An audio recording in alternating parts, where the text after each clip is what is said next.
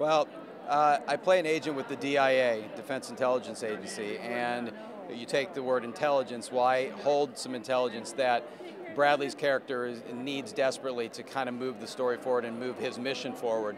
So I dig my heels in a little bit, and then he pushes, and then, finally, he's the hero, so you got to help him out a little bit. But we had a couple of great scenes together. I love working with Bradley. He's such a giving actor, and we had a great time together, had a lot of laughs, and it was such joy to work with Clint Eastwood. It's been a dream come true, and we had a great time down in Morocco. It was a lot of fun.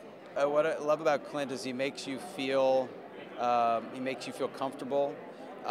He trusts you that you can do what he's hired you to do. So that's empowering, I think, as an actor.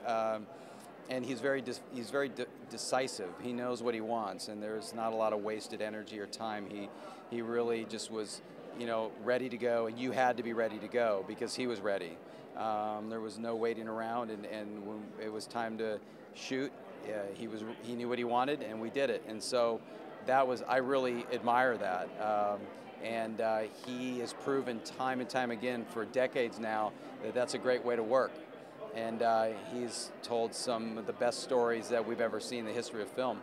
And getting a chance to work with him, I've known Clint for many years now, and finally getting a chance to work with him was a dream come true. He's a great guy, he's really cool, and just getting to stand next to him and watch him work.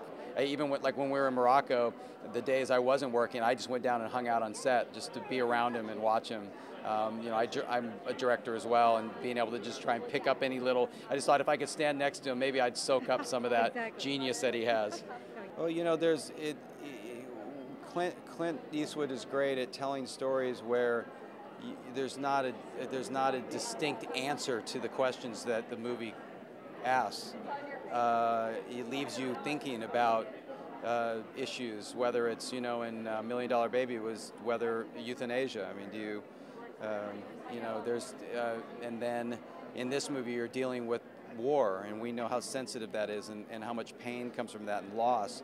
But then there's also a commitment, a dedication that these guys, they commit their lives to defending their country and upholding what they've been called to do. That's their job. But then at the same time, they're not only trying to survive because they want to get home to their families, and trying to keep their families intact. And I think, this story touches on so many issues. One of the big ones in this movie, I know, is that Chris, he not only was fighting for his country, he was fighting for the survival of his family, and that's a powerful story in itself.